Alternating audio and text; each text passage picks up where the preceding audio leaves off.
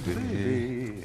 Hey, today we're also going to be all about music. Micahel Shapiro is with me, and he's going to play and sing. And what you just heard was a little bit of Micahel Shapiro doing covers of a Sinatra song with his own little bend to it, right? Reckless in Vegas.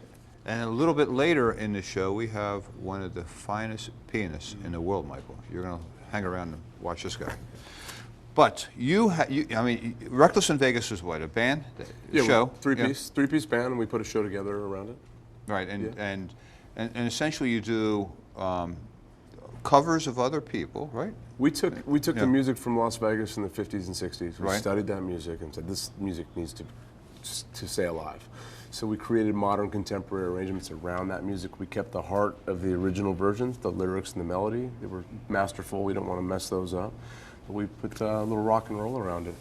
And when you do that, does it upset people who are just fanatical about the original music? You know, it's a delicate issue, Yeah. you know. So we were very, very careful to pay homage and not mess with the lyrics or the melody. I've never heard anybody go, "Hey, what are you doing?" You know, everybody loves what we're doing because it's a fresh take on it. And if you think about Sinatra, I mean, he was doing his rendition of other people's. Yeah. So even though they wrote them specifically for Sinatra, right. But he became the paradigm for that. Yeah. And you grew up in Vegas, then you kind of moved away, and now you're back and performing where, at different station casinos. Yeah. We do a Santa Fe station once a month. Next year we're going to start the third Friday of every month. We'll be at Sunset Station.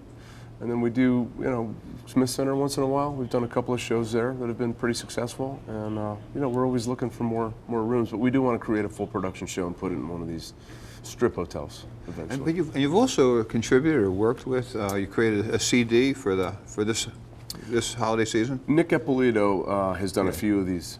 The camera can CDs. Capture this. Yeah. And he's an old friend of mine from 20 years back. And he called me and said, "Hey, would you help me? I'm going to put this out." I didn't get that involved in it other than putting a track on it and then reaching out to a couple of local artists that wanted to join it. There's some great artists on there. You've got Clint Holmes, right? Yeah, Clint, his wife Kelly. Right. And they did a duet on there too. We did a duet with Jennifer Joseph Lear. And what number did you do? "Baby It's Cold Outside." I've always wanted to do that song. Yeah. And you did your own unique version of it, right? Yeah, it's a rockin' version. Now I got to tell you, you're going to perform for us today. I'm going to try. But you're doing my favorite Frank Sinatra song, because when you listen to the words, I mean, at my age, you can kind of trace your entire life based on this Frank Sinatra song. Yeah, it's moving. I actually hired a private investigator, and I found that out. That's your favorite song. We've been following you around. Okay, hey, I'd love to hear it.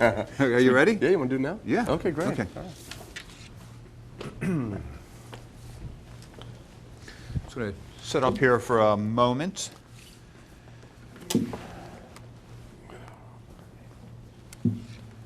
He's got himself, and he's playing an acoustical guitar for a song that doesn't typically work with an acoustic guitar, right? That's correct. Yeah. This is actually this microphone here. Yeah. Can we move that? I don't know. Can we? Is it? It's. Is that going to interfere with their sound? It's hitting me. No. Yeah. Okay. Okay. It's the angle of which I'm high maintenance in the morning. Yeah, play left-handed. Flip it over and do a little Hendrix for you. All right.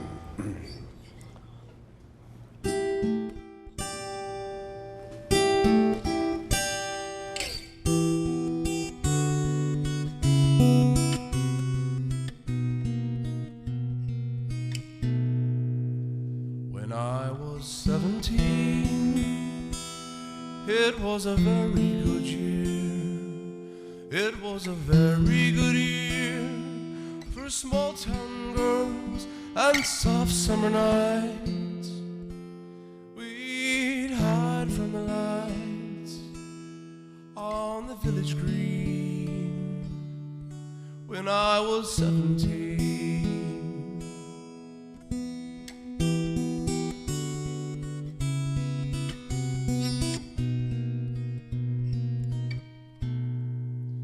I was 21. It was a very good year. It was a very good year for city girls stare with all that perfumed hair, and it came undone when I was 21.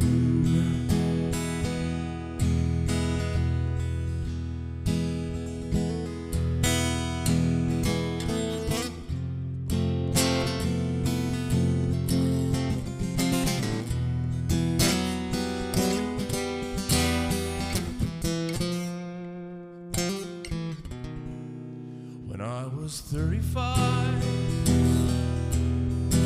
it was a very good year. It was a very good year for blue-blooded girls of independent means. We'd ride in limousines, their chauffeurs would drive. When I was 35,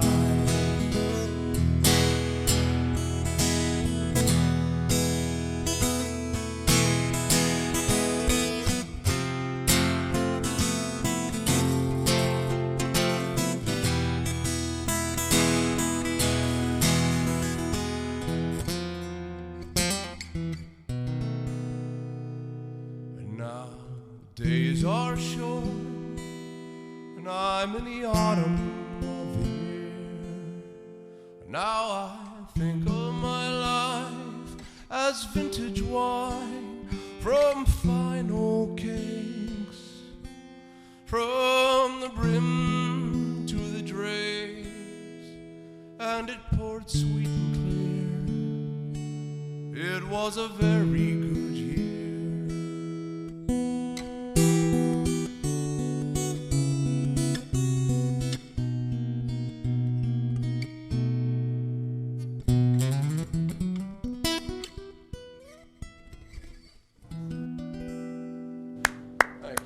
Thank you. All right. Beautiful. Thank you. Beautiful.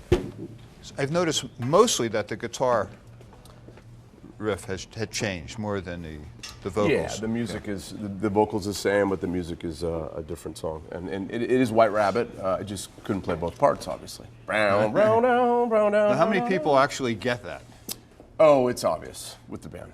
with the band? Yeah, because that entrance riff is so brown, brown, down, down, down, down, down, down, down, down. I'm playing that Right. with electric, so you get it right away. It's and the drum beat down, to get down, to get down, down, to get down, down, to get down, down.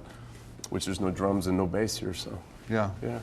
Very cool. So what do you normally play with when you're performing at the hotel? As far as instrumentation. No, yeah, yes, with Yeah, other. so Chris Nichols is bass guitar, and he also sings it, and then Ryan Lowe is drums, and he sings. So we're a three-piece, and everybody sings, and it's rocking. You know, Les Paul amps up. You know, Right. Yeah, high Hey, energy.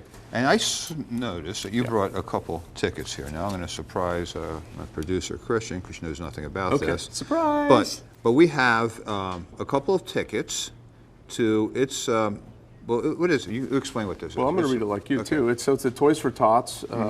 It's December 12th, and it's a wonderful Vegas life. Jonathan Scott put this together, and these are 2 tickets that we would like to give away to somebody. And I don't know how you're going to do that. I don't know either, but here's my idea. You whisper a 2-digit number into my ear. Okay. And the first person that goes online into our website and produces that 2-digit number, Okay. we'll get the tickets. So don't hold up the number behind us. Don't give it away. Don't give it away. Just All right. let me know what it is.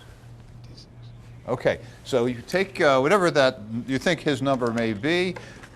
No submit hints. Yeah, send me an email over to our website at bernstein.com, and we'll be happy to get you 2 of these tickets. Fabulous. What are you going to sing?